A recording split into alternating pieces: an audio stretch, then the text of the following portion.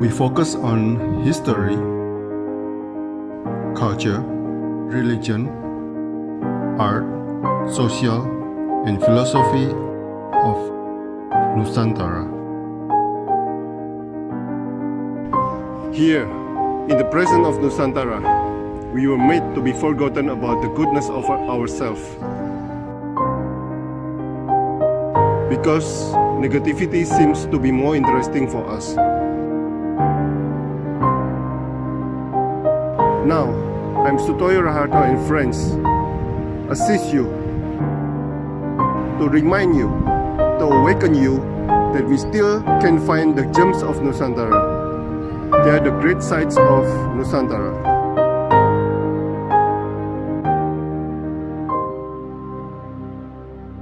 Selamat malam Mas Setiawan Jayantoro, seorang seniman, seorang dosen di Solo. Nah, untuk teman-teman kalau mau lihat Instagramnya, silakan Setiawan Jayantoro. Mas Setiawan sering bersama maestro-maestro musik dunia, termasuk musik tradisi barat. Nah, beliau menulis tentang penciptaan inovatif musik tradisi gamelan dan musik barat. Sebetulnya tesis ini tentang apa, Mas? Monggo, silakan. Oh ya. Ya, terima kasih, Mas Toyo ya. Saya panggilnya Mas saja, ini masih fresh sekali. Oke, selamat malam semuanya. Kalau tesis saya itu sebetulnya akumulasi dari pengalaman proses berkesenian saya dari kecil. Saya lahir dari gamelan, artinya dari kultur budaya Jawa, Jawa Tengah khususnya. Bapak saya seorang dalang, ibu juga saat dinas mengajar pendidikan pedalangan juga, dan ada Sanggar Karawitan Sarutama ini nanti bisa diakses. Karena saya dibesarkan dari proses berkesenian di Padepokan Seni itu. Sejak sebelum sekolah, Mas. Jadi memang cukup memang cukup membekas gamelan. Nah, kemudian di tesis itu sebetulnya yang saya katakan akumulasi karena saya ada masa transisi dari proses edukasi budaya Jawa, kemudian saya mulai SMP mengenal musik diatonis, dan pada akhirnya saya sampai pada satu titik saya harus memilih saat itu ya, saya harus memilih waktu itu kesadaran saya adalah meninggalkan tradisi karena saya anggap sudah cukup sekian lama ya. Kemudian saya SMP mulai main band, saya main gitar dengan ya aliran rock dan lain sebagainya. Saat itu saya sudah main Halloween, Iron Maiden dan kawan-kawan sejenisnya itu. Dan sampai sekarang sebetulnya masih sangat suka Yngwie Malmsteen dan lain sebagainya. Saat itu benar-benar merubah cita rasa saya. Sebetulnya pada saat itu memang persimpangan untuk tadi saya katakan apakah saya harus meninggalkan atau memang saya mencicipi dunia baru dengan cita rasa yang baru. Nah, akhirnya orang tua saya agak kurang setuju. Kemudian ada skenario untuk memasukkan saya kalau mau sekolah musik ya sudah di Sekolah Menengah Musik Yogyakarta, di SMM terkenalnya begitu.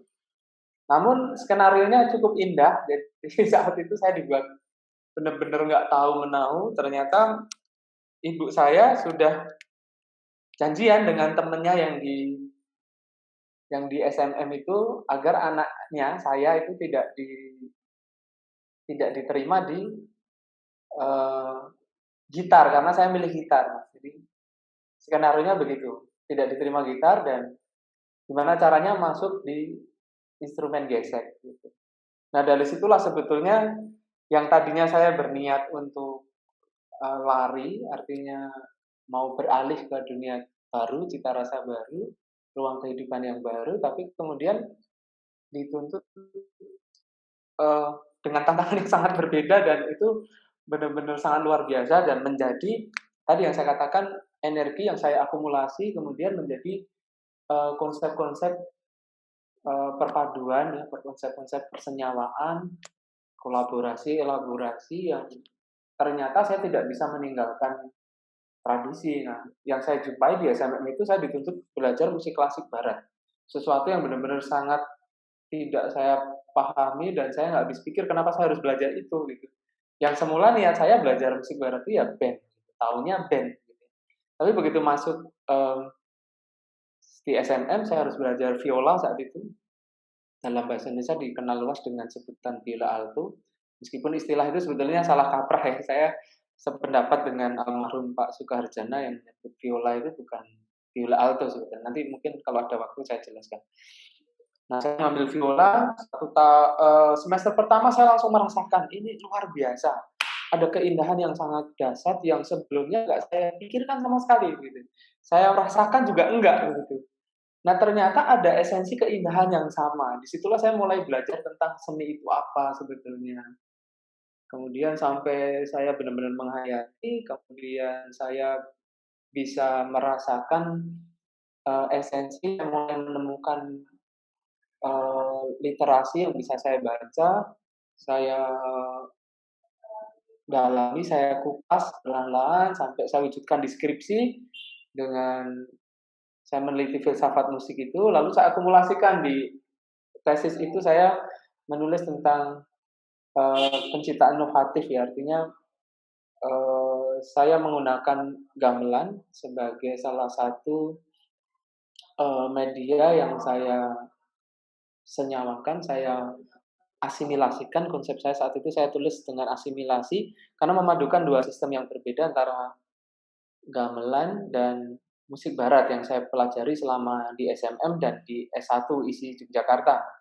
Lalu di ISI Surakarta saya memilih penciptaan itu kemudian dibimbing oleh almarhum Prof. Rahi Supangga dan disitulah saya benar-benar merasakan bahwa yang saya lakukan saat itu adalah proses akumulasi awal untuk bagaimana saya bisa menggabungkan, mengkolaborasikan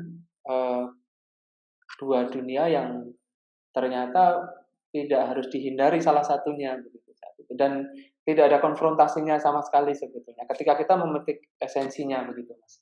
Nah, maka yang saya sampaikan tadi akumulasi itu artinya di sini. Jadi saya mengumpulkan energi-energi itu kemudian jadi konsep ya itu. Yang kemudian ya di dalam beberapa karya-karya terakhir yang saya dilibatkan itu kebetulan takdirnya itu berkaitan dengan konsep itu. Jadi di mana saya harus menggabungkan musik barat yang terakhir itu kebetulan ada fotonya di sini ini nggak sengaja. Ini Prof. Rahi Supangga, ini in Greenwich, ini sebelum corona itu. Jadi ini menarik banget. Saya membantu Mas Garin dengan karya yang sangat luar biasa yang Setan Jawa itu. Silent Movie itu saya didapuk sebagai associate composer. Saat itu cukup kaget karena memang amanahnya berat. Karena saya harus belajar untuk bagaimana mengkomunikasikan gamelan dan musik barat. Nah itu salah satunya saya di tesis sudah saya proses. Sebetulnya di 2007 saya juga sudah berproses saat mahasiswa itu Mas. Saya masih mahasiswa itu saya sudah mencoba membuat konserto violin dengan 3 jenis gamelan. Ada gamelan Jawa, Klaten, sama Coro Balen kalau nggak salah. Ya, kira-kira begitu Mas untuk prolog ya. Nanti bisa kita Kembali ke kisah yang awal. Mengapa Ibu tidak menyetujui gitar dan menyetujui alat musik gesek? Ibu saya ini, Mas ya. Ibu saya karena dari budaya penari, Bapak Agung saya juga penari Jawa halus. Bapak sebetulnya background-nya dari tani, tapi nekat beliau harus jadi dalang dan alhamdulillah ya kesampaian begitu. Nah, khawatir anaknya ketika lepas dari dunia itu memang karena lingkungannya cukup konservatif dalam tanda kutip ya. Jadi melihat saya ketika itu mulai kenal band itu gaya saya memang berubah Mas. gaya saya berubah, juga sempat lihat saya main gitar dengan dengan ekspresi yang tidak mungkin seperti Nabu Gamelan gitu ya. Ya saya ekspresi, rambut agak sedikit gondrong gitu ya. Kemudian sempat pakai anting-anting juga di hidung pernah.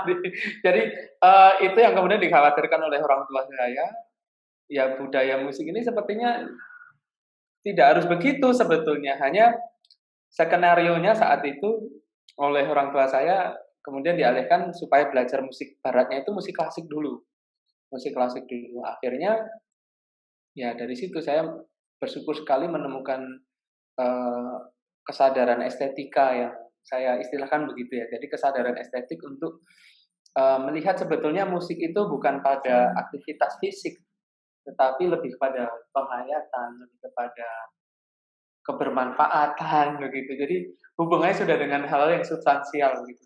Nah, akhirnya apa yang disampaikan orang tua itu baru diceritakan setelah saya itu mulai menikmati begitu ya. Mulai menikmati terus tidak ngeband lagi saat itu ya, saat itu tidak ngeband lagi, saya mulai belajarnya klasik, lagu-lagu ya luar biasa asik. Ya begitu Mas, saya pertama sebel pengen keluar tapi ternyata menemukan keindahan yang ya saya syukuri betul itu karunia terindah saat itu ya, yang saya sangat pertama saya sebel kemudian saya sangat senang akhirnya. Gitu Nah, Mas saya. mengapa kok enggak masuk ke musik tradisional Jawa langsung? Musik tradisional Jawa itu nggak tahu ya, saya mengistilahkan saya sendiri yang membangkang ya. Jadi kakak saya kakak saya itu paling, sejalur ya dengan keluarga besar dari awal, dari kecil sama seperti saya juga berproses. Jadi anak di, keluarga bapak itu memang semua pasti mengalami sinau dalam gitu ya, kemudian nari, nabuh gamelan, ini melekat banget. Semua anaknya melalui itu. Nah, lalu yang bisa konsisten itu kakak saya yang pertama itu kemudian sampai ya mendedikasikan diri dosen juga seperti saya hanya di musik tradisi di Karawitan.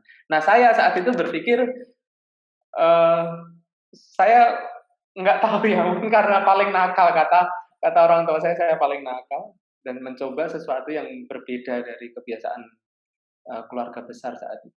Tapi prinsipnya sebetulnya direstui. Nah, kenapa saya tidak belajar ke situ? Karena yang saya rasakan, saya sejak sebelum sekolah itu sudah nabuh gamelan saya di depan. Saat itu saya ingat sekali di depan Pak Harto ya, ada fotonya kebetulan. Nah, ini baru proses saya ngumpulin dokumentasi-dokumentasi itu rupanya cukup penting sekarang ya. Itu saya ingat banget, jadi memang merasakan banget. Jadi sejak dari kecil sudah seperti itu. Lalu begitu kenal, sudah dewasa itu kok rasanya kayaknya nggak harus gamelan ya, saya pengen pengen musik barat begitu. Tapi takdirnya ternyata ya tadi yang menarik adalah saya nggak bisa lepas begitu. Sampai kemudian saya bawa ke tesis dan ya insya Allah persiapan ke S3 barangkali juga begitu. Ngaten Mas? Nah, Mas, apakah sudah berapa generasi sebetulnya, Mas? Kalau Mas gimana? Ya, sudah berapa generasi?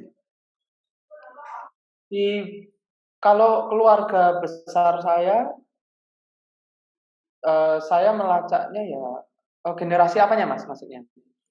Ya, Dari berapa mana ya? generasi sudah bermain musik? Eee, sayanya ya, ke saya. Ya, ya, ya, ya. Mhm.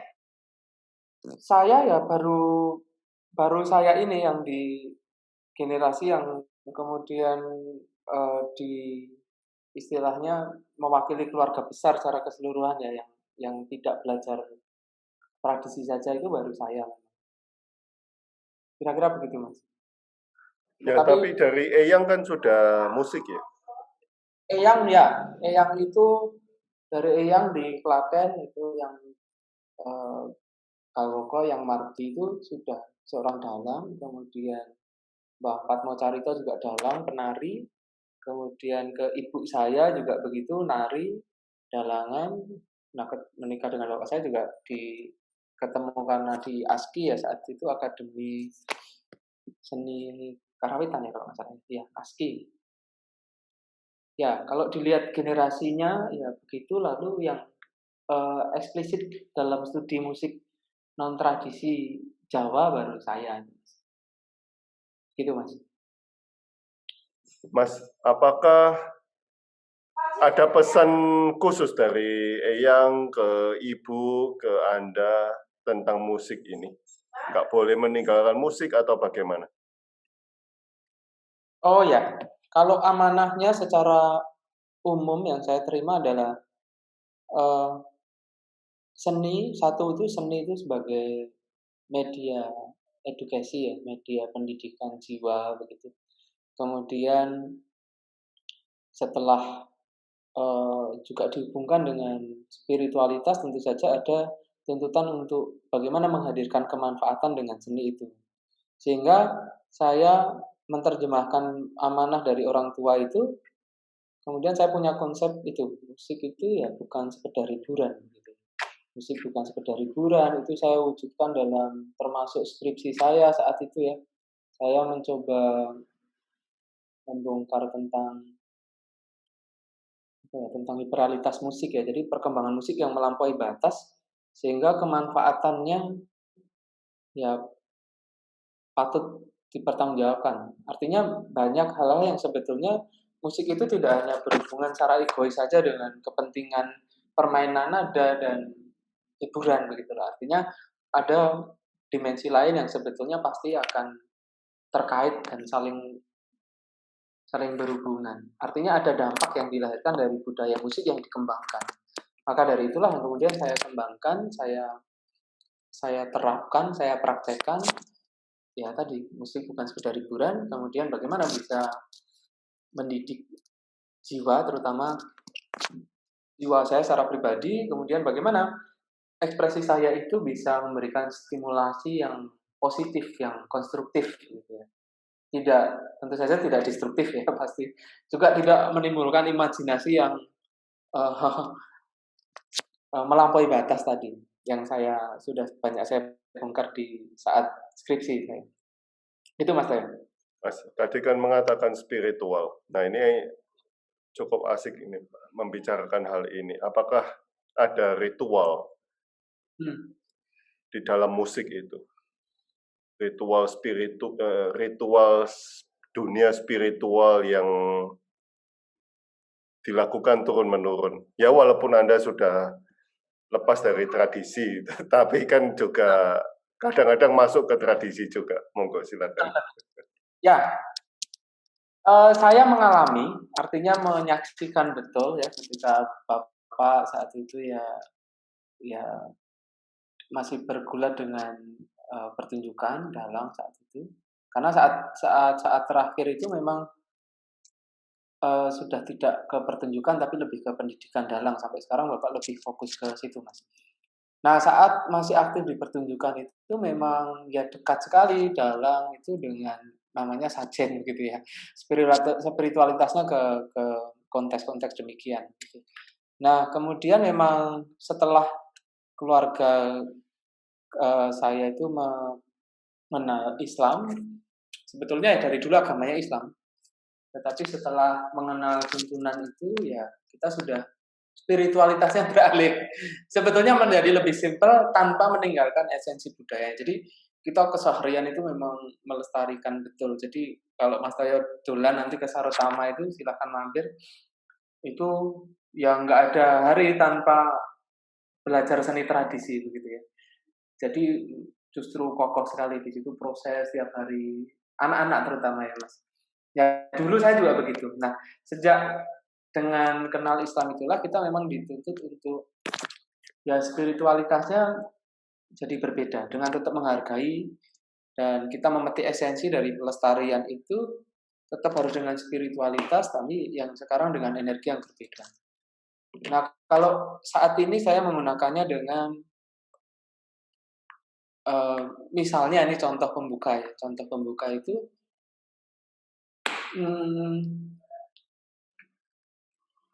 Nabi Muhammad yang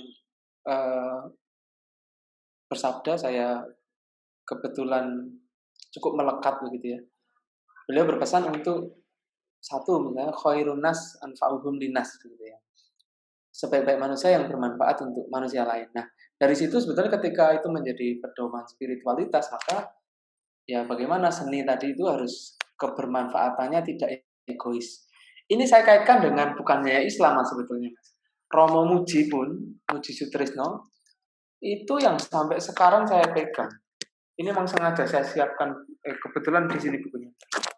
Nah, yang di sini ini keren ini buku ini, dan ini awal memang buku saya saat kuliah S1 dulu. Saya senang banget ketika ada kata-kata seni itu tidak boleh berperan hanya involutif gitu. Hanya peduli dengan kepentingannya sendiri, egois gitu ya. Tapi harus transformatif.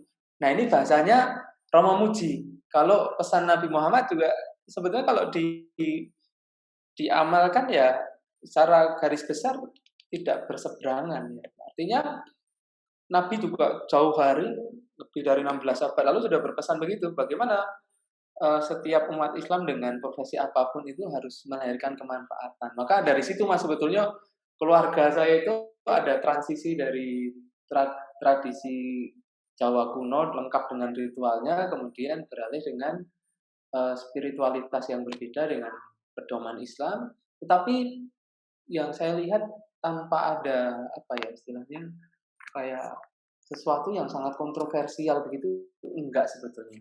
Selama begini sebetulnya, kalau kita sering menyatakan toleransi keberagaman ya sebetulnya enggak masalah kok. Kita pun setelah mengenal Islam pun ya tidak kemudian jadi wah itu enggak juga. Silahkan aja karena itu keyakinan Anda. Tetapi kami yang sudah mengenal ini ya kita dengan pedoman spiritualitas yang seperti ini. Lalu ketika diamalkan juga sebetulnya tuntutannya tidak main-main Mas Tayo. Jadi bagaimana musik saya itu bermanfaat misalnya. Saya merasa sangat bersalah ketika musik yang saya ekspresikan itu membuat orang jadi lalai misalnya. Jadi goblok artinya maaf ya. Jadi malas-malasan begitu ya. Jadi ngelokro semangat hidupnya begitu ya. Jadi tidak punya harapan hidup misalnya. Ini bisa loh artinya atau hanya foya-foya saja pengen wah ya maaf ya ini sebetulnya bukan musik rocknya. Sampai sekarang saya masih senang musik rock. Tetapi ya itu tadi kemanfaatan itu yang perlu kita lihat. Gitu Mas Tayo. Ya menarik sebetulnya dimensi ini butuh panjang. Oke, Mas, bagaimana? Oke, kita sangat tahu spiritual Jawa di dalam musik atau di dalam gamelan. Apakah itu juga ada di musik barat yang tradisional? Apakah juga ada ritual spiritual seperti itu? Ya, ini pendapat saya pribadi Mas ya. Saya mempelajari sejarah musik klasik barat itu memang ada saat misalnya ketika di Renaissance gitu, barok juga masih begitu, itu musik-musik di mana dedikasi kreasi penciptaan musik saat itu juga pertunjukan itu dominasinya untuk religi ya, religi dan kerajaan. Sama sebetulnya saat itu di tradisi pun juga yang saya lihat substansinya sama Mas. Jadi tradisi juga saat itu juga sama dengan budaya keraton begitu ya. Jarang seni-seni yang di luar tembok keraton saat itu ya. Artinya pengabdian-pengabdian melalui seni itu ya banyak sebetulnya. Hampir-hampir mirip lah kalau kita kaji lebih lanjut ya. Tentu sejarahnya berbeda ya tentu saja. Tetapi yang lebih saya pahami banget memang di barat ya hampir sama substansinya Mas. Nah yang menarik saya kemudian juga menemukan titik yang sama sebetulnya. Ketika musik itu kemudian bisa keluar kalau yang di tradisi keluar dari tembok keraton, akhirnya juga berkembang ke masyarakat begitu secara luas. Nah, juga sama yang terjadi dengan di dalam sejarah perkembangan musik klasik barat. Sama-sama tradisinya termasuk sebetulnya. Nah, di klasik barat ketika musik lepas dari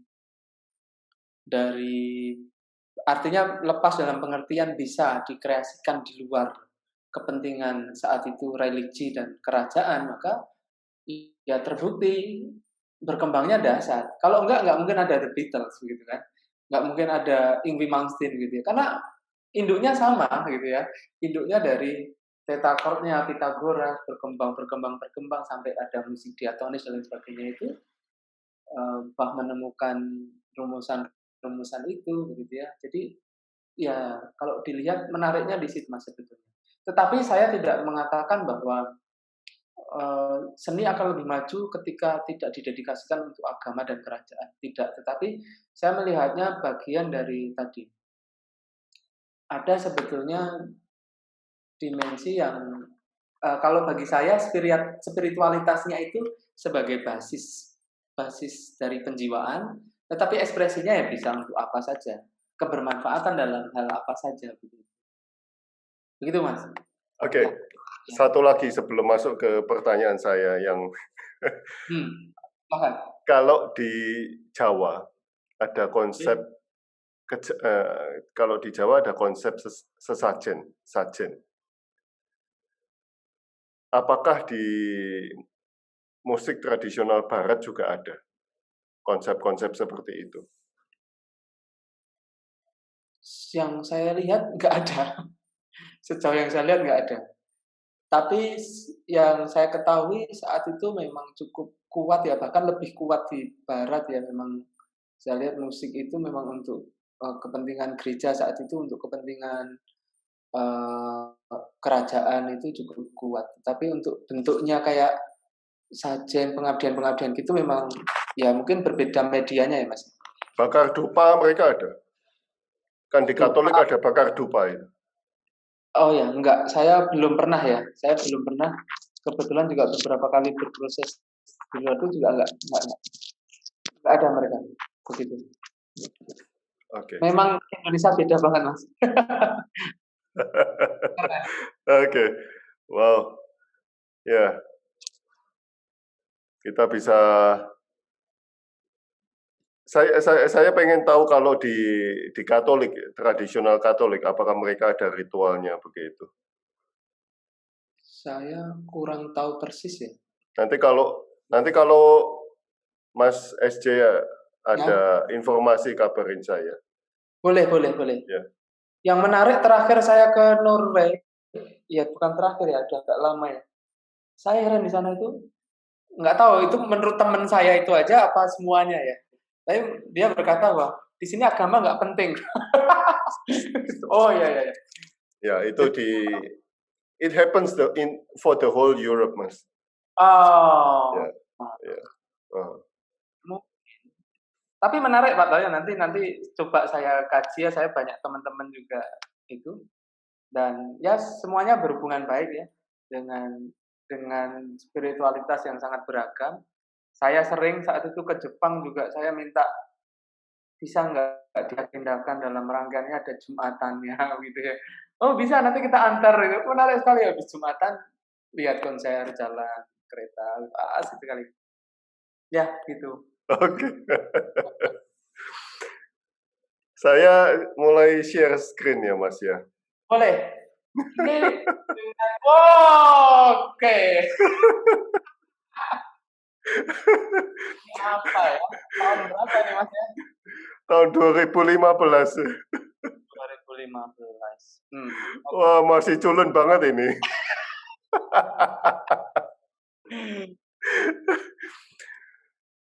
Music is not just an entertainment.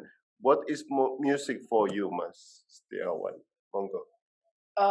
Iya, musik bukan sekedar hiburan ya. Jadi kalau ini konteksnya seni bukan untuk menindas itu, memang saya ini melanjutkan dari pemahaman tentang hegemoni kapitalisme global dalam membingkai kerangka kekaryaan musik ya. Saat itu saya meneliti, ya tidak saya sebut nama ya, sudah almarhum, liberalitas musik dalam hegemoni kapitalisme global. Ternyata ada beberapa yang saya jumpai di situ, memang seni itu kemudian menjadi tunggangan yang menarik begitu ya, untuk propaganda, bahkan untuk ngapusi orang begitu ya, berkedok keindahan. Ini kan mengerikan loh Mas. Jadi kedoknya keindahan tetapi ternyata menyesatkan misalnya begitu ya. Kedoknya Oh, memang ada ya. Saya sering dengar. Cuma saya oke. belum pernah dengar referensinya. Saya gini, saya kaitkan dulu dari Greg Sutomo, bagus banget ini. Eh, Greg Sutomo itu juga pastor ya kalau nggak salah ya. Lupa saya sebenarnya.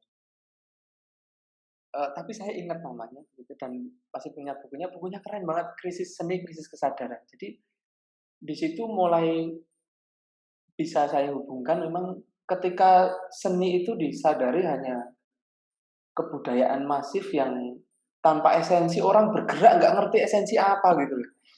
Jadi orang berbondong-bondong lihat itu tapi nggak ngerti ngapain saya ke sana juga misalnya.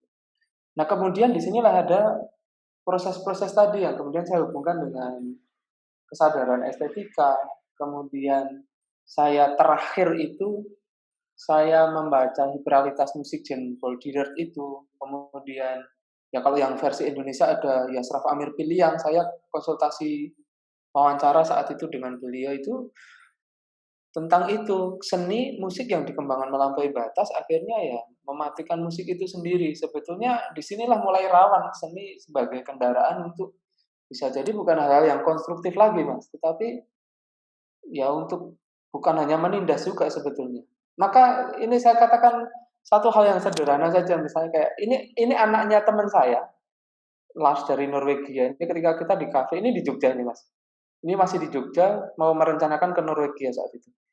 Ini di situ saja menarik. Ini anak itu tetap berlatih apa ya, berlatih violin di kafe itu saat itu. Nah, yang saya rasakan ya itu tadi Mas. Jadi sesuatu yang sebetulnya bisa sederhana musik itu ya diluapkan, diekspresikan dengan kemanfaatan. Tapi ketika ditunggangi dengan berbagai hal yang melampaui batas tadi, sesuatu yang sebetulnya sederhana pun jadi masalah gitu loh. Yang saya katakan, saya ada yang namanya misalnya contoh Mas, saya ada teknokrasi sensualitas misalnya, atau komodifikasi nilai-nilai tubuh misalnya. Ini kan nggak ada hubungan dengan musik sebetulnya. Itu contoh ya yang saya katakan begitu ya. Saya contohkan tadi teman saya, musik itu ya esensinya, ya itu sih kita sederhana aja bunyikan selesai karena memang musik itu kalau pengertian sederhana menurut Hugh Miller ya sudah seni auditorial begitu kan.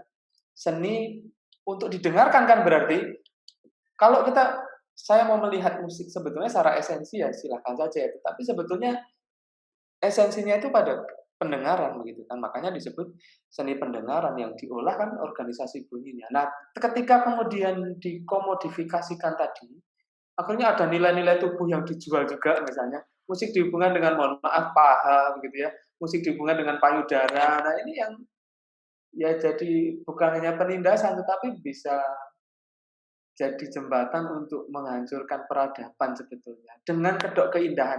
Saya tanya musik apa hubungannya dengan paha? Paha itu ada ruangnya sendiri tentu saja Mas. Nggak ada orang yang nggak suka lawan jenis ya, selama normal ya artinya ini, mohon maaf ya. Nggak ada, tetapi kan ruangnya tidak di situ gitu ya. Nah makanya ya itu tadi ini sedang saya tulis ulang Mas, nggak tahu selesainya kapan. Nanti saya kabari Mas tahu kalau selesai tentang itu tadi hiperrealitas musik. Menarik itu. Tapi memang ada tujuan untuk merusak pikirannya dengan musik, Mas. Karena kalau kerangka berpikirnya kita melihat dari hegemoni kapitalisme global tadi, sebetulnya yang dikejar itu kan bukan hanya uang, Mas Tayo. Tetapi akhirnya artinya begini, uang memang yang apa ya istilahnya, kalau kapitalisme secara umum jelas begitu. Tapi ketika ada kapitalisme global sebetulnya ada peralihan antara logic of need gitu kepada logic of desire gitu. Nah, ini yang bermasalah kemudian. Logikanya tidak lagi pada kebutuhan tapi pada hasrat begitu ya, hawa nafsu begitu. Nah, kemudian akhirnya ya tadi komodifikasi itu kan aslinya langkah menghalalkan segala cara toh, Mas. Apapun boleh gitu kan, anything goes.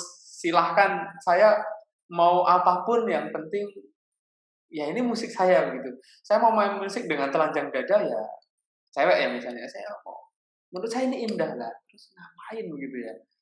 Nah, ini yang sebetulnya, nah kalau memang estetikanya adalah pos apa ya? Yang Ram Amir bilang pernah menyebut after the post begitu ya.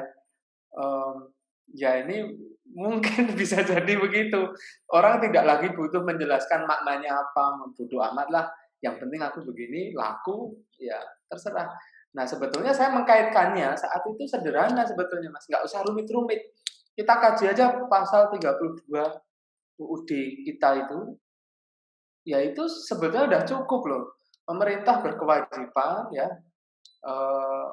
bagaimana kebudayaan ini kan ditata, dikelola begitu kan. Tentu saja tujuannya harusnya kebaikan ya. Yang namanya kebaikan ya tentu saja sesuatu yang bermanfaat tadi, tidak merugikan. Gitu. Saya menemukan deskripsi saya itu bukti soalnya Mas Toyo. Jadi seorang anak SMP setelah melihat organ tunggal itu memperkosa temannya. Gitu.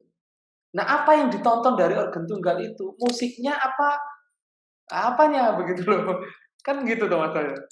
Nah tadi karena teknokrasi sensualitas sebetulnya mohon maaf ya disitulah sebetulnya permasalahan yang perlu kita kaji ulang lah untuk berpikir secara bijak ya, artinya tidak egois. Kalau saya pribadi sih enggak ya, saya pribadi lebih memilih enggak begitu. Tetapi monggo saja kalau masih ada yang begitu ya silakan saja. Hanya yang sejauh saya kaji, saya pahami, saya rasakan, saya amalkan begitu. Gitu Mas. Wah, ini menarik sekali, Mas SJ. Ya. Kan tadi ngomong tentang kapitalisme, teknokrasi. Nah, baru-baru ini, mungkin setahun yang lalu, teman saya mengatakan bahwa apa ya? Hertz itu apa? Hertz, megahertz skala itu. Ya. Itu istilahnya apa, Mas? Frekuensi. Frekuensi ya. Apakah ada perbedaan frekuensi dari musik tradisional sampai ke musik modern ini? Katanya frekuensinya ada yang dirubah untuk memperburuk, gitu. Saya nggak ngomong menghancurkan, tapi memperburuk kesehatan manusia. Nah, apakah memang ada? Karena ini kan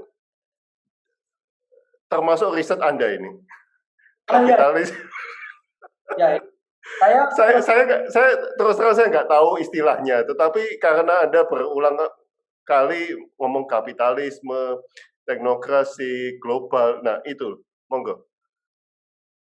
Ya, saya lihatnya begini Mas, saya itu menghubungkan tadi ya, mulai dari spiritualitas Islam itu ketika bagaimana saya dituntut untuk musik itu bisa bermanfaat untuk manusia yang lain ya, entah dengan penulisan, penciptaan musik atau pertunjukan musik.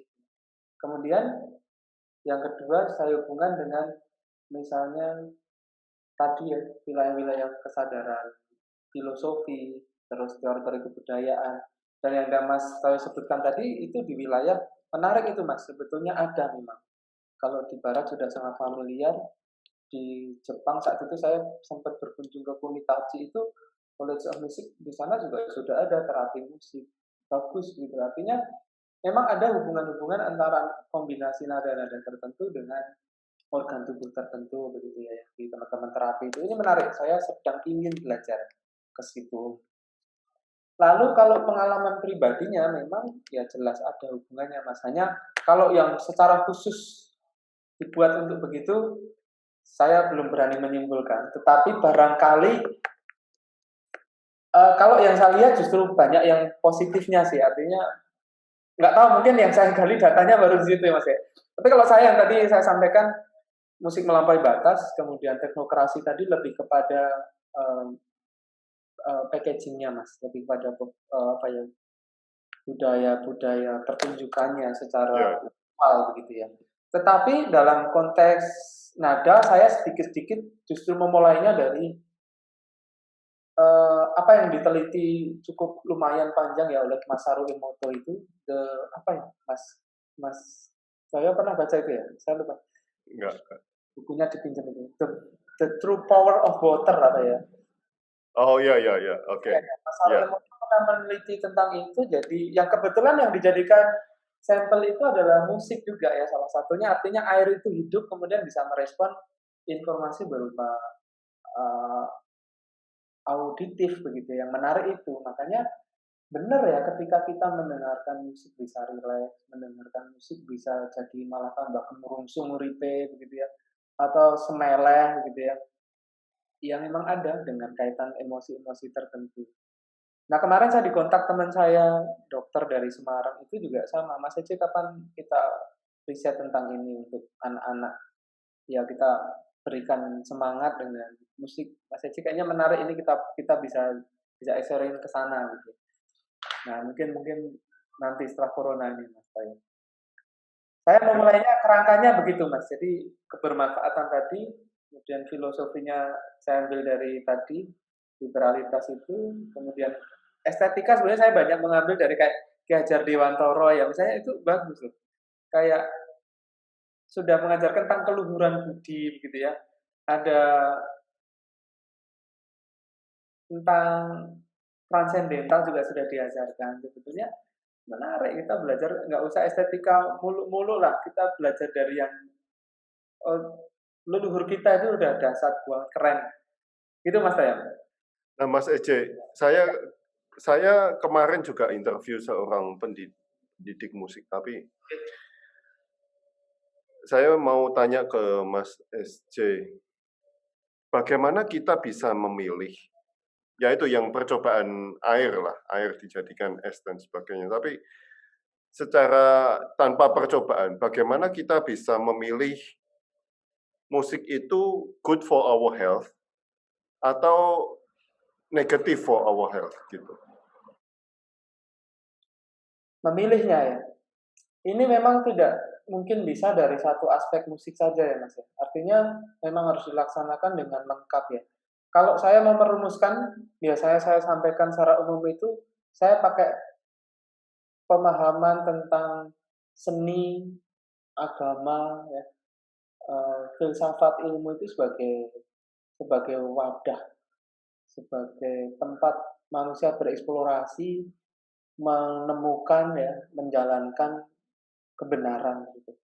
Nah, maka sebetulnya kalau mau dibarengkan, bagaimana kita bisa memilih yang yang berdampak bagus untuk kesehatan kita, berarti kita juga harus menggerakkan kesadaran berpikir kita dengan filosofi, berarti kan merentangkan pikir sejauh, selebar, sedalam mungkin begitu. Kemudian dengan seni yang kita bisa memilih tadi, kemudian dengan agama mungkin kita bisa melihat tuntunan-tuntunan agama kita pelajari, kita amalkan. Lalu juga tidak bertentangan ternyata dengan ilmu. Karena Jacob Sumarjo ketika itu menjelaskan bahwa kebenaran itu ya tidak akan bertentangan sebetulnya. Yang diajarkan oleh agama, yang diekspresikan oleh seni, yang difilosofikan oleh para filsuf, kita berpikir mendalam, meluas, melebar, dan seterusnya itu, dan kemudian dibuktikan secara ilmiah, itu ternyata menarik sekali. Jawabannya sebetulnya ada pada Masaru Emoto itu. Kenapa air yang didoakan itu bisa berbentuk begitu? Kenapa ketika dikatakan setan ya berantakan loh Mas? Nah ini sebetulnya saya jadi semakin menguatkan keyakinan ya bahwa ya tadi nggak ada manusia yang nggak ingin hidupnya benar. Makanya kalau Mas Tayo tanya tadi kan apa musik yang bisa kita pilih yang menarik? Kalau saya secara genre apa saja bisa sebetulnya. Saya loh Mas, karena saya menyebut cita rasa saya itu memang lebih ke saya tertarik dengan musik apa saja Mas. Musik rock yang dulu saya gemar itu juga sampai sekarang ternyata nggak hilang gitu. Meskipun sekarang belum berkesempatan banget ya berkarya begitu. Ada beberapa sih saya aransemen gundul pacul ya masih rock-rockan gitu ada. Masih ada yang ya dengan gaya kolaborasi gamelan. Mas kalau lihat di YouTube saya ada yang gender saya gesek itu, kemudian violin saya tuning selindro. Itu memang ada frekuensi-frekuensi yang ketika misalnya ayo lahirkan kemanfaatan, agama mengajarkan begitu. Terus Mas Harono itu membuktikan begitu. Coba sekarang saya akan praktekkan, saya satukan, kalau saya ekspresikan itu nggak jadi opo begitu ya.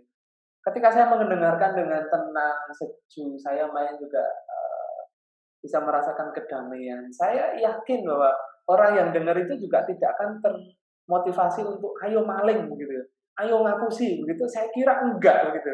Minimal begitulah Mas Toyo. Oke. Oke. Next question. Wah ini Ya, benar.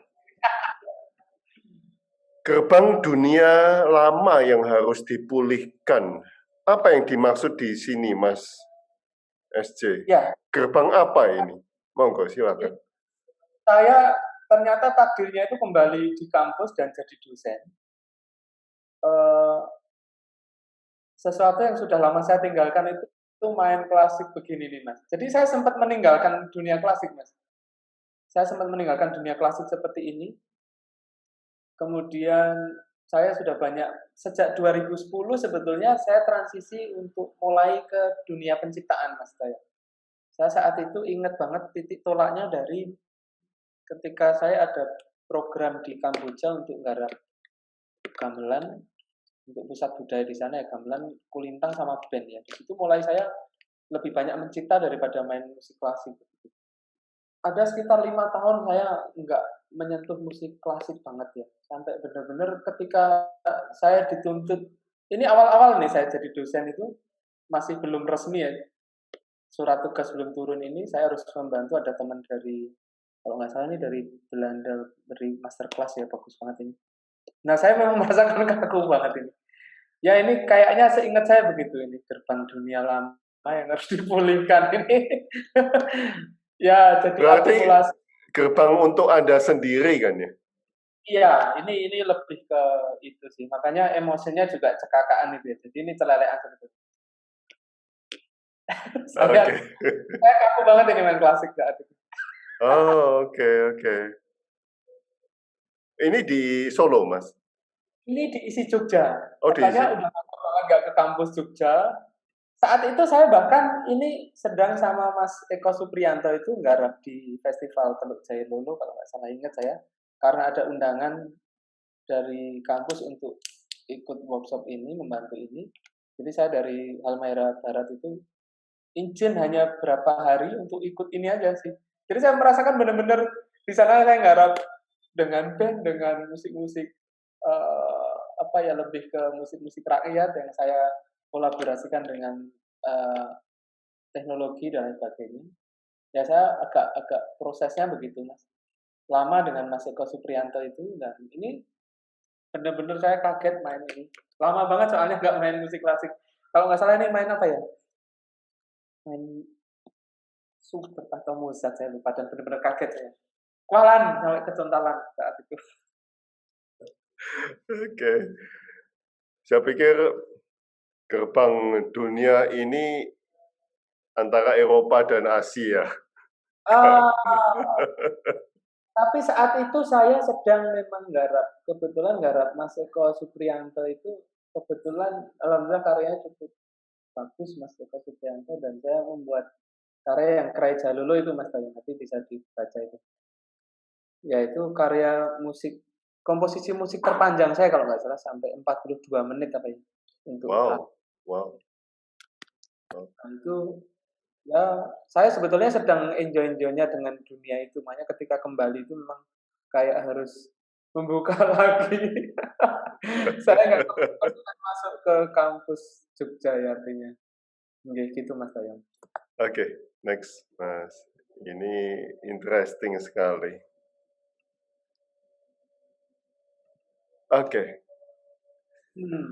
Karena fanatik dengan Islam, itulah jadi saya bisa nungguin teman non-muslim yang sedang beribadah sesuai dengan agama yang diyakininya. Di luar ibadah kita kerja bareng lagi. Bisa ceritakan sedikit tentang kefanatikan Anda? Oh iya, ini saya saat itu seneng-senengnya nulis status ini ya. Oh, bagus ini Pak Toyo bisa browsing ini ya. Ini ada Bunda Marianya ini yang lebih jelas kan. Kalau nggak ada Bunda Maria ini fotonya nggak menarik ini. Iya benar-benar, ini di situ ya. Ada foto yang lebih dekat kayaknya yang di bawah nih ya. Oh, oke, oke. Itu saya terus terang oleh beberapa, tidak banyak sebetulnya, ada yang melihat saya itu fanatik dengan Islam gitu ya. Terlalu terlalu Islam banget, tapi memang agama saya Islam gitu. Sebetulnya justru ketika saya memahami Islam itu memang ya luar biasa, nggak ada kita diajarkan untuk merendahkan agama lain gitu ya. Apalagi sampai memaksa orang untuk, ayo kamu kalau nggak kamu harus jadi orang Islam, nggak ada juga. Maka ketika saya ini saat itu kebetulan menarik sekali, ini Koh Nyoman, itu pemilik salah satu sekolah cukup besar di Palembang. Saat itu beliau tertarik dengan konsep saya ini, Mas. Eh, String musikan. Jadi saya Ah, kemah musik, tetapi dengan saya khususkan untuk string, lalu dalam beberapa hari di satu tempat wisata begitu, yang saat itu ini di Candi Sukup, saya hadirkan profesor violin dari Norwegia Academy Musik itu. Nah, beliau tertarik ini Koh Nyoman ini. Gimana Mas kalau diadakan di Palembang? Ini saya setelah ngasih workshop di sekolahnya beliau ini, beliau tertarik banget, ayo digarap Mas. Nah, saat itu kita diajak untuk keliling. Mas, saya punya tempat di sini. Kira-kira kalau di sini gimana? Boleh, ini kita saat itu memang cari tempat banyak sekali, bukan hanya di sini aja, Mas. Di beberapa ada 3 atau 4 tempat saat itu ditunjukkan oleh Konyoman ini. Salah satunya ini juga. Dan yang paling menarik, Mas, saya tungguin sebentar ya, saya mau ibadah. Oh, silakan saya tunggu. Ya, gitu. Makanya sebetulnya saya ingin menjelaskan bahwa Islam itu enggak fanatik sebetulnya karena enggak menuntunkan kita untuk, kalau fanatik itu memang stereotipnya negatif ya. Makanya saya ingin menyampaikan ini saat itu saya menyindir sebetulnya secara implisit bahwa kalau saya dikatakan fanatik, kenapa saya bisa nungguin teman non muslim beribadah gitu ya. Dan saya bisa bekerja dengan siapa saja, Mas. Saya tidak memilih kalau kolaborasi harus dengan muslim, enggak juga. Enggak juga. Selama memang bukan musik religi ya Mas, karena memang saya tidak tidak bermain di wilayah itu. Jadi benar-benar musik profan, akhirnya dari situ memang pintu saya untuk kemudian bisa berkomunikasi dengan orang dengan agama apa saja. Bahkan yang tidak punya agama atau tidak yakin dengan Tuhan ya, saya punya banyak teman juga. Masih aman-aman dan itu, maka saya tunjukkan kalau saya dikatakan fanatik ya, di mana fanatiknya? Enggak juga. Dan justru orang-orang barat itu enggak ada yang mempermasalahkan si teman-teman itu.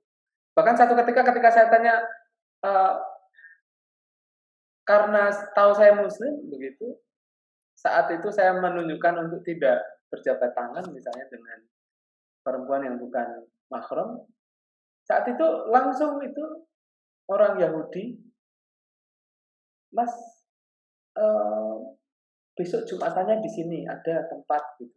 Lalu, "Kalau mau makan halal ini halal."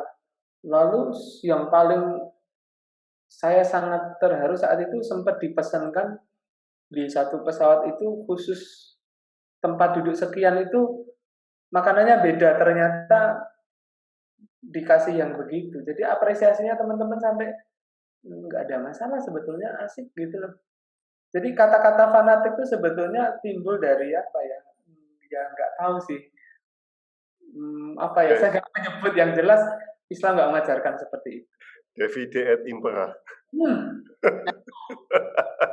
Semangatnya malah justru untuk kayak gitu itu. Oke, Itu Mas Bayu. Raswan. Nah, ini dengan maestro-maestro muda ini. Menyatukan menyatukan keberagaman energi dengan komunikasi yang sehat. Tidak perlu menginjak dan merendahkan sesama demi sebuah ketinggian atau kehebatan hidup yang jelas fana. Bagaimana Anda menyatukan keberagaman itu, Mas? Monggo. Iya, saya ini kebetulan, ya ini kalau ini murni bermain-main dengan kata-kata yang mungkin bermanfaat untuk teman-teman lain. Jadi ternyata ya ini ada hubungan dengan tadi Mas, sebetulnya toleransi itu benar-benar bukan hanya teori. Apalagi sampai pemahaman toleransi itu memaksa orang untuk sama seperti saya gitu. Mbok kamu makan bisa apa saja. kamu ngapain sih nggak makan ini? Sebetulnya itu justru kesadaran yang aneh ya, ketika orang harus dipaksakan dengan cara yang seperti itu gitu ya. Nah kalau yang saya pahami makanya sebetulnya bagaimana kita bisa menyatukan itu tentu saja dengan ya komunikasi yang sehat sehingga kita bisa saling memahami mas. Kita bisa saling memahami Mbak Endah itu seperti ini, Mbak Feni seperti ini dengan gaya komunikasi yang sehat gitu ya. Tanpa perlu merendahkan karena kita mungkin masih junior barangkali gitu ya atau eh, untuk sebuah ya tadi saya garis bawahi kan untuk biasanya merendahkan ya, menginjak itu kan untuk sesuatu yang sebenarnya kalau kita lihat ya semuanya fana Mas. Semuanya sementara ya kita nggak tahu besok mati ya bisa loh mas mungkin malam ini malam terakhir kita kan ya bisa saja kan jadi sebetulnya terutama untuk mengingatkan saya pribadi jangan sampai ya tadi menginjak merendahkan gitu ya dengan komunikasi yang sehat itu kita bisa menyatukan keberagaman dengan catatan mampu ya memahami untuk keberagaman tadi tanpa harus memaksa seringkali dengan kedok toleransi itu harus memaksakan kamu harusnya begini kamu harusnya ya berarti nggak beragam kalau gitu ya sejauh ini saya selalu menerapkan itu dan ya alhamdulillah aman-aman saja nggak tahu ya pikiran orang lain tapi saya bisa jalan dengan itu yang penting saya tidak merugikan ya merugikan yang lain saya juga minta maaf kalau saya keliru begitu saya terbuka kalau ada masukan saya senang begitu saya budayakan diri saya dengan langkah-langkah seperti itu Mas. Teman-teman ada yang mau bertanya? Monggo Ya. silakan. Apa pendapat Mas tentang beredar di YouTube musik nada tertentu yang bisa membawa efek berbeda-beda bahkan dipromosikan seperti Fly, terpengaruh narkoba padahal hanya dengar musiknya pakai headset. Apakah nyata? Karena saya coba sih nggak merasakannya. Ya, Monggo. betul Mas Paul. Jadi sebetulnya sekali lagi karena persepsi ya, persepsi itu yang kemudian sugesti ya tentu saja. Sebetulnya nada-nada tertentu itu jelas ada efeknya Mas pasti. Jelas ada efek yang berbeda pasti. Tetapi kalau terpengaruh narkoba ini tentu saja ada hubungannya dengan rumusan yang lain ya. Jadi kalau hanya mendengarkan sebetulnya justru ini yang menarik ketika kita bisa melihat itu sebagai budaya musik yang tadi Mas tidak ditunggangi dengan kepentingan, tidak ditunggangi dengan tadi aspek-aspek konfrontatif yang itu sebetulnya bukan seni bunyi begitu ya dilekatkan dengan musiknya begitu ya. Apa hubungan narkoba dengan musik? Saya kira enggak ya. Maka sebetulnya ketika Mas Paul bisa saya coba merasakan ya enak-enak saja. Nah sebetulnya ya musik begitu. Nah misalnya kayak ini, reggae itu harus ganja. Apa ya? Iya. Saya pribadi kalau mempersepsikan itu dengan kesadaran estetik itu keren gitu loh. Keren juga. Saya kira begitu, Mas. Tetapi kalau sudah reggae dengan memang di situ juga sambil ganja ya sudah. Saya kira kelenengan ketawangan pun ya bisa gendeng, Mas, sama aja gitu kan. Yang langut-langut pun ya bisa gila gitu. Tetapi ya tadi kalau kita menghayati dengan kesadaran estetika seperti Mas Paul lakukan ini berarti memang merasakan dengan panca indera untuk untuk kesadaran estetikanya kan. Jadi ya nggak ada apanya, nggak terpengaruh fly-nya mungkin ya. Mungkin kurang, Pak Paul. Oke, silakan Mas Wirya, silakan. Mas. Mau ngetik bingung jadi mending tanya langsung. Saya salah satu orang yang cukup menggandrungi Astakus Salafok Solo juga sih. Nah, beberapa kali melihat penampilannya, sempat saya undang ke acara di Temanggung juga beberapa kali. Pada dasarnya karena mungkin saya orang desa yang basicnya mendengarkan musik tradisi, Mas. Ini saya juga barusan membuka YouTube-nya jenengan, keren ternyata gitu. Cocok saya. Nah, seperti yang tadi Pak Paul tanyakan, kalau untuk yang Pak Paul itu musik mungkin yang dimaksud aplikasi apa ya, main sound atau apa ya, aku pernah download juga. Tapi kalau yang mau saya tanyakan gini, Mas. Saya dulu pernah kerja bareng sama Mas Lilik Wisa ke Jogja, menggarap namanya waktu itu, aduh, agak lupa saya.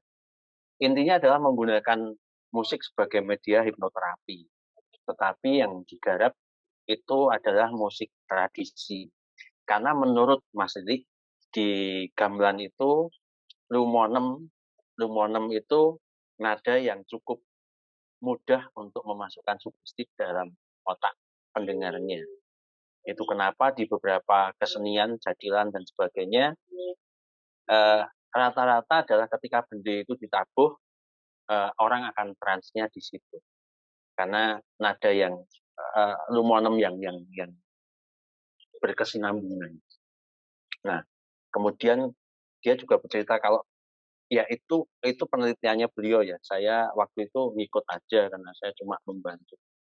Kemudian di nada G sama 6 itu lebih kepada membuat mentalitas seseorang itu lebih turun, dalam artian lebih mudah untuk menasihati orang dan sebagainya. Nah, agak sulit sebenarnya yang mau saya tanyakan, karena yang ditanya juga dosen, jadi bingung saya. Dan tapi saya beberapa tahun terakhir saya suka banget sama musik-musiknya Viking. Jadi saya pernah membaca juga bahwa perkembangan musik barat sendiri sebenarnya diawali dari keperluan untuk spiritual, keperluan untuk religi awalnya, yang kemudian berkembang sampai saat ini. Di mana Mesopotamia atau di mana, saya lupa, udah agak lama. Nah, menurut saya gini, Mas, yang mau saya tanyakan adalah dalam ilmu musik yang panjenengan pelajari itu,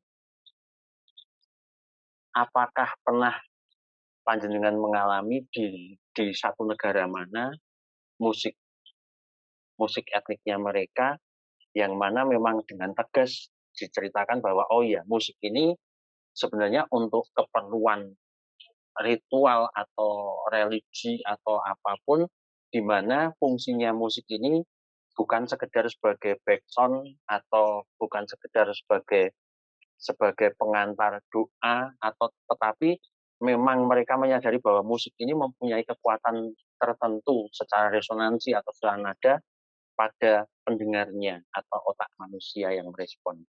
Seperti itu sih, Mas.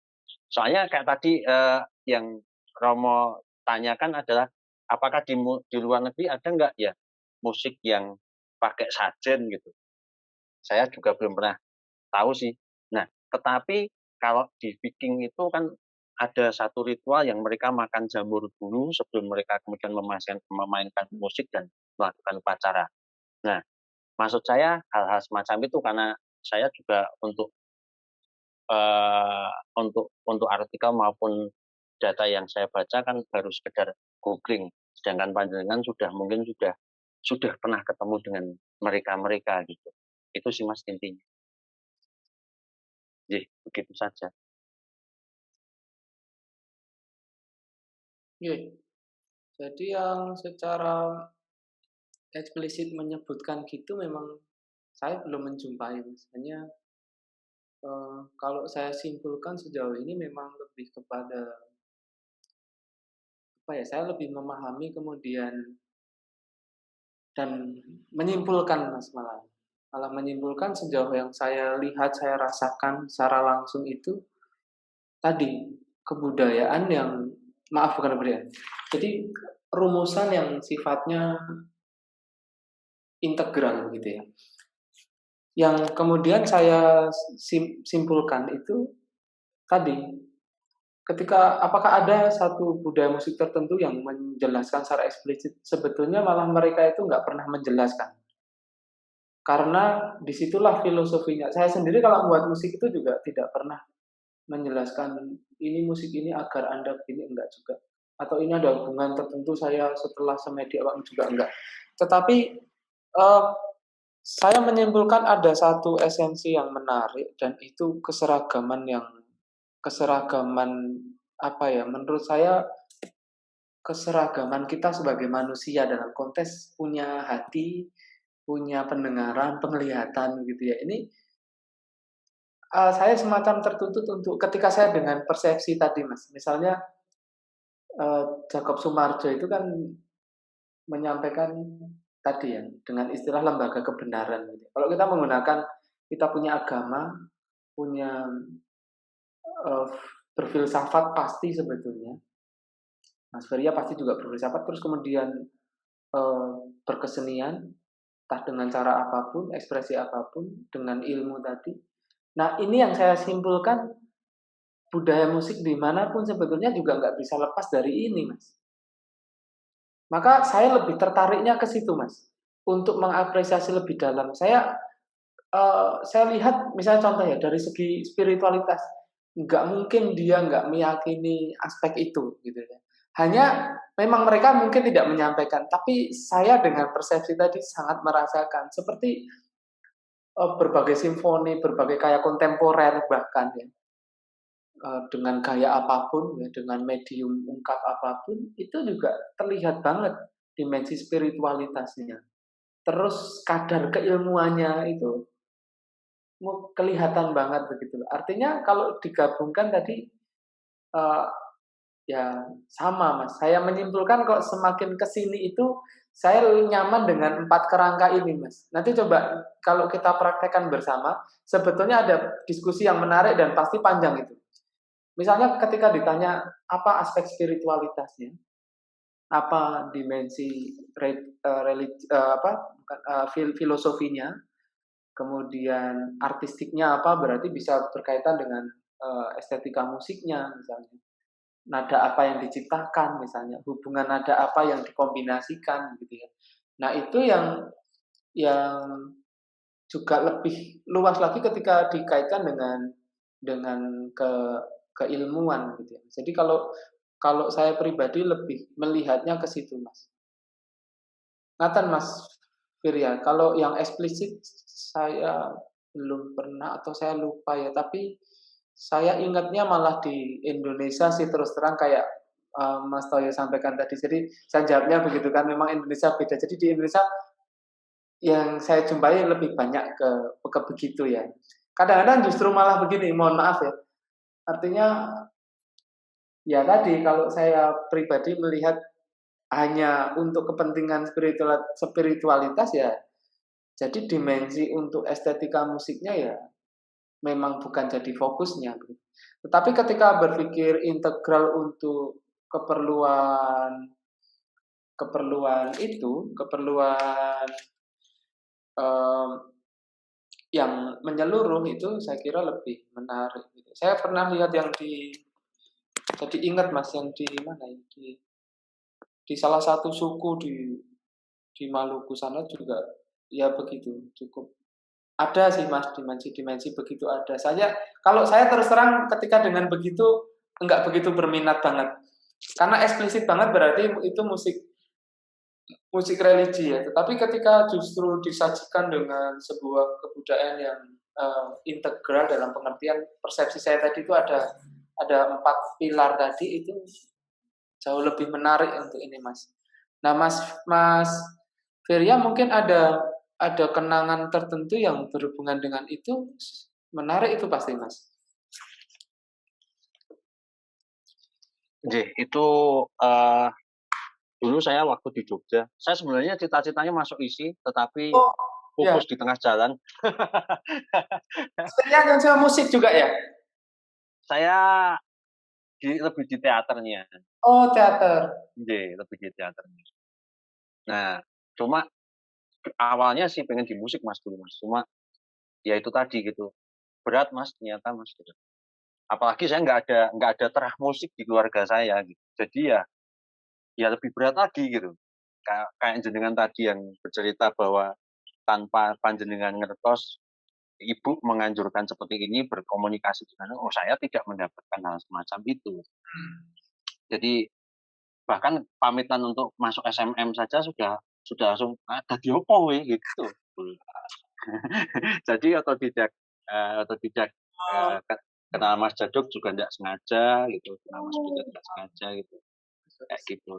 Nah, Mas Eko PC, nah nggih, sampai Mbak Tirutami saya terakhir dekat, cuma nggih hanya sebagai orang yang mengagumi mereka gitu, karena masih terlalu jauh banget Mas untuk waduh musik itu ternyata wah gitu. Saya melihat kayak dunia yang terlalu sulit untuk saya masuki kayak gitu.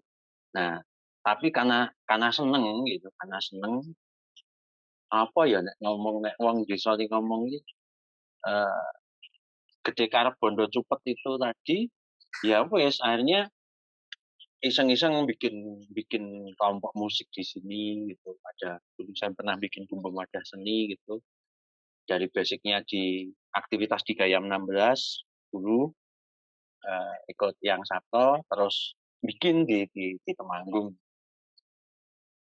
Tapi juga nggak gampang gitu. Ternyata musik itu nggak semua. Apalagi di daerah di mana di sini itu organ tunggal yang tadi panjenengan sebutkan itu saya pernah berkecimpung 6 tahun di organ tunggal itu gitu. Melacur Mas. Kalau saya ngomong melacur gitu. Ya itu tadi gitu. Antara oh ya iki musik apa dodol awak ya gitu. Itu ngalami Mas. Itu saya ngalami sendiri gitu.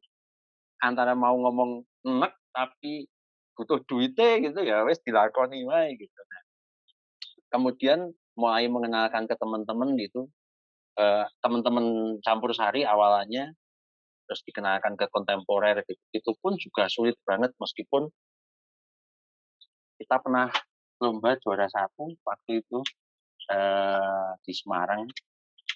Tapi tetap aja sulit Mas. Maksudnya orang memahami keindahan musik seperti yang jenengan tadi sampaikan, menilai musik secara keseluruhan itu nggak gampang gitu, sangat tidak mudah gitu.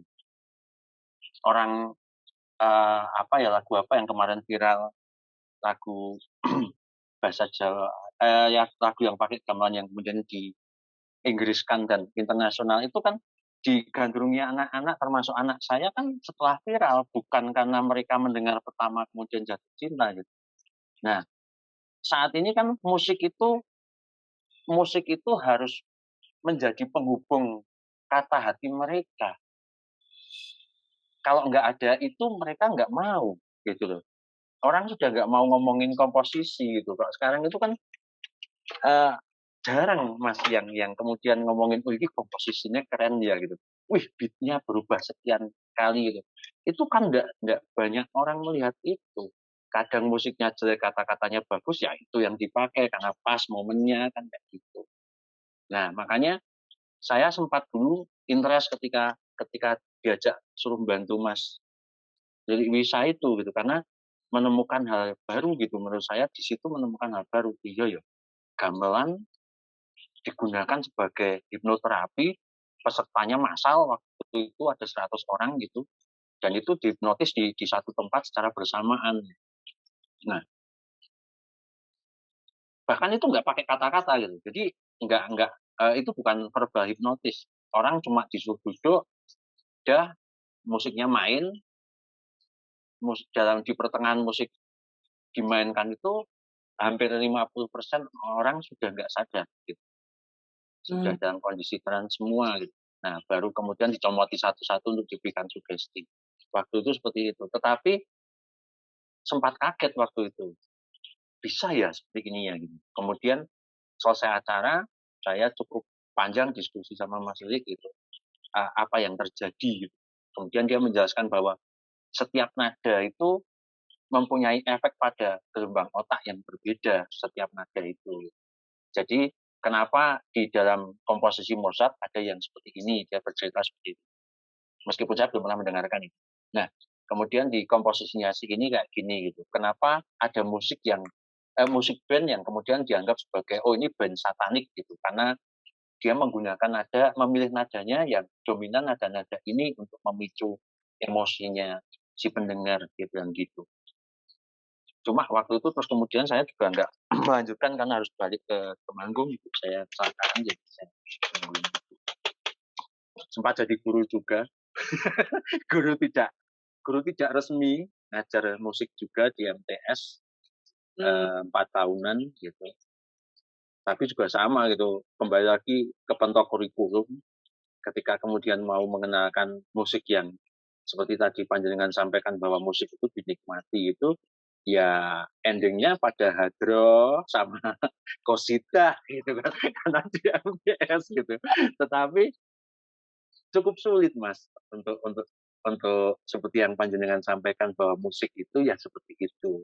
Musik itu sesuatu yang dinikmati pakai telinga, bukan pakai mata. Gitu tuh, waduh, itu kayaknya sampai saat ini masih sulit Mas gitu. Masih sulit. Orang masih mau mendengarkan Spotify ketika sudah melihat YouTube-nya gitu. Ketika belum nonton YouTube-nya ya mereka belum mau dengerin Spotify kayak gitu, karena buat mereka siapa yang memainkan itu ditentukan gitu, menentukan dulu di otak mereka baru mereka bisa menghargai musiknya kan gitu. Nah itu sih Mas kalau menurut saya. Oke, menarik Mas. Mas SJ, Oke Mas. tadi Anda mengatakan 4 faktor itu. Oke, ini untuk closing. 4 faktor itu. Spiritual, filosofi, budaya, yang satunya apa? Agama, Ya. sama seni ilmu. Nah, bisa diomong nggak kalau musik tradisional Nusantara itu sangat eksplisit, sangat eksplisit daripada musik tradisional Barat, karena kita kan semuanya ditunjukkan.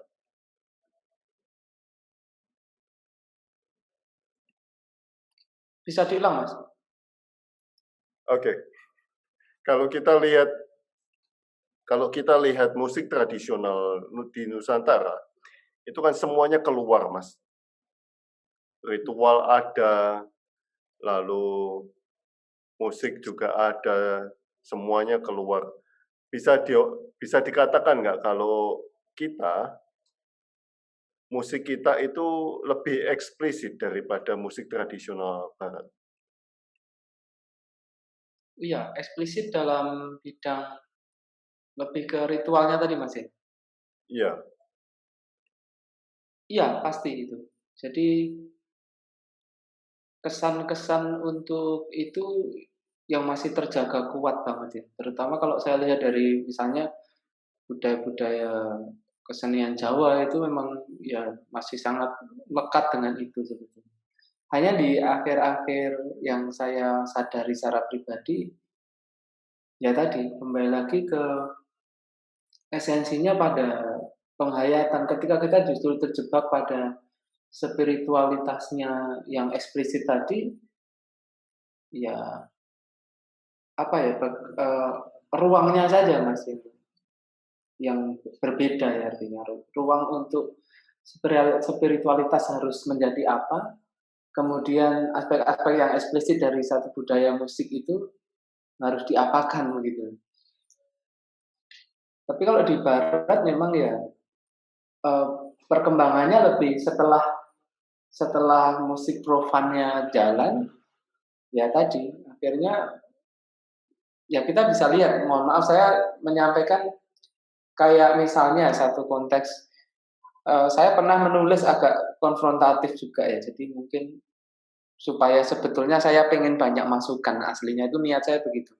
Saya mengatakan bahwa inovasi gamelan itu ya mandek begitu. Artinya ketika inovasi gamelan itu harus diintervensi dengan alat asing misalnya.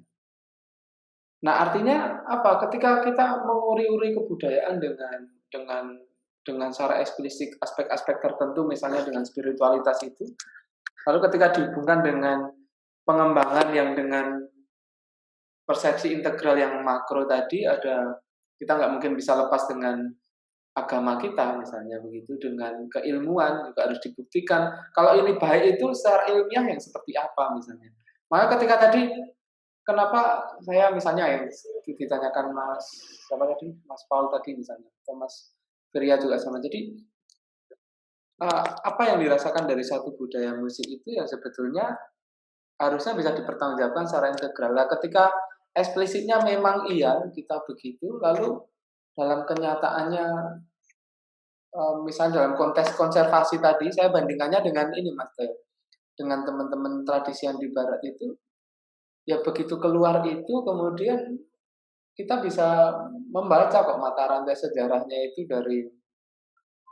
dari transisi periode-periode tertentu itu yang kemudian banyak melahirkan pengembangan media yang baru. Sedangkan yang di kita, misalnya, sebetulnya juga banyak peluangnya begitu. Itu yang sebetulnya juga menarik begitu. Maka kalau mau diinovasikan musik tradisi kita itu luar biasa dahsyat. Ketika kita mau lepas dari, bukan lepas, maaf, dalam tanda kutip lepas itu artinya Out of the box. iya, betul betul. Tidak terkungkung ya. Ini juga dalam tafsir yang harus dimaknai lebih luas ya. Artinya terkungkung dalam aspek satu spiritualitas tadi ya. Akhirnya untuk amanah misalnya kita melestarikan, yang namanya sebetulnya melestarikan itu kan juga tidak sifatnya statis dong, Mas. Justru harus dinamis dong. Nah, kalau pelestarian statis itu sekarang saya mengkritisi misalnya satu contoh gamelan diatonis. Maaf, ini saya penentang keras gamelan diatonis atau gamelan misalnya. Orang kemudian jadi nabuh dengan iPad begini. Atau gamelan yang sudah dirubah dengan laras diatonis. Apakah ini kebaruan? Menurut saya inovasi yang konfrontatif begitu. Karena akar sejarahnya dari mana? Saya pernah guyon dengan teman dosen karawitan, buat dibuka wae Mas tabuh gamelan diatonis begitu kan juga nggak ada kan. Nah, kenapa nggak dipelajari begitu? Nah, ini yang sebetulnya PR besar kita, Pak Toyo. Ketika kita bukan spiritualitas menjadi mandek, pengembangan jadi mandek karena aspek spiritual ini kan tentu pemahaman yang atau kesadaran yang tidak jangkep loh ya. Sebetulnya harusnya justru malah dengan spiritualitas itu kita bisa berkembang lebih dinamis tanpa menanggalkan identitas tadi.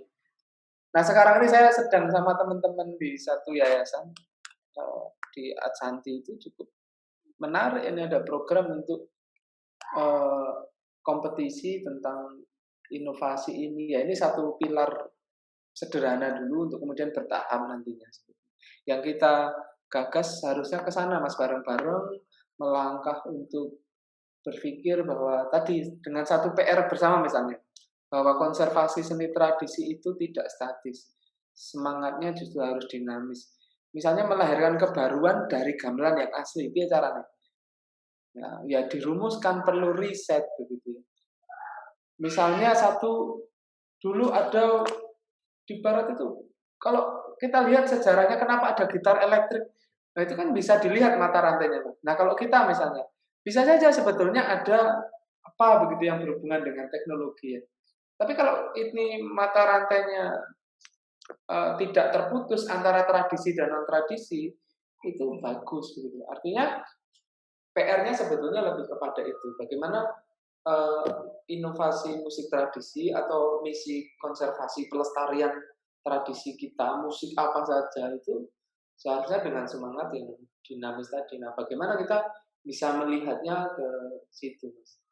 Makanya kalau terjebaknya ke satu aspek tadi, ya menurut saya sih nggak menguntungkan ya. Saya sedang menerapkan tadi, Mas. Makanya coba aja dipraktekkan dulu. Misalnya kok nggak enak ya dibuang nggak apa-apa. Tapi saya sedang berpikir idealnya begitu. Amalkan agamanya dengan baik, filosofinya diperdalam, teori-teori kebudayaan gitu ya. Kemudian kesadaran seni berarti hubungannya sama estetika itu dikuatkan gitu. Lalu ya kajian ilmunya dari teman-teman lain, sosiologi, antropologi, wah keren sekali.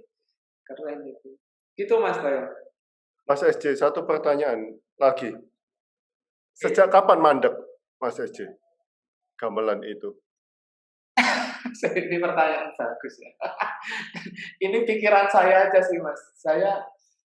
Saya sempat mana ya? Nanti tak kirimin jurnal saya Mas ya. Oke. Ini teman-teman bisa japri saya atau inbox di IG kalau biar nggak lupa ya. itu saya hanya mengkritisi dari kalau sejak kapan sih, ya wallahu alam gitu ya. Tapi saya melihatnya begini, kekinian-kekinian ini justru malah saya contohnya di gamelan ini. Misalnya gamelan kenapa harus dikembangkan dengan konsep-konsep kolaborasi dengan non tradisi misalnya. Justru akan lebih menarik misalnya kita optimalkan dulu, kita gali betul ya, dari basis tradisi yang khas itu, bagaimana bisa melahirkan kebaruan sistem yang mata rantainya itu ada. Nah, kayak di barat ya tadi, saya menggunakan lagi-lagi metodologi barat karena bukan sok ke barat-baratan. Kebetulan saya ada di dua dunia ini yang bisa saya kombinasikan dan sebetulnya tidak saling bertentangan kok. Saya sudah menguji coba, Mas. Kalau Mas Toyo nanti lihat beberapa karya saya, itu ada beberapa yang saya kombinasikan dengan begitu. Misalnya gamelan asli, tetapi bisa melahirkan nuansa yang berbeda misalnya. Ini ada juga komposer-komposer yang saya suka gitu, bagus, yang muda-muda dari isi Solo. Bagus, ada Wahyu Toyo Pambayun, itu salah satu yang paling mutakhir untuk itu, keren sekali. Nah itu sebetulnya itu yang harus jadi ini. Jadi kita tidak silau dengan bahwa gamelan itu akan menjadi modern ketika dikai gitar elektrik begitu loh. Gamelan akan jadi wow ketika dicampur dengan synthesizer, enggak harus juga, tergantung konteksnya apa gitu. Nah ketika itu dioptimalkan itu dasar sebetulnya. Nah lebih-lebih ketika ini kolaborasi berlakukan juga untuk budaya musik yang lain, itu bagus banget itu. Bagus, mediumnya dikembangkan, konsepnya diperluas, metodenya diperdalam, luar itu. Nah model Alfie Reif ini juga ya sama digital gitu ya.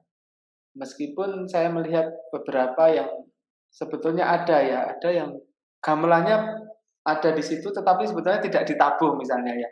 Ini ya ada yang begitu ya. Nah ini Alfie Reif ini contoh yang keren. Ya begitu. Nah ini saya tidak berarti anti ini loh Mas ya, anti kebaruan dengan kolaborasi ya. Tetapi ada sumber kekayaan yang melimpah memanfaatkan instrumen tradisi yang asli. Begitu maksud saya. Nah, PR-nya itu sebetulnya. Nah, kapan?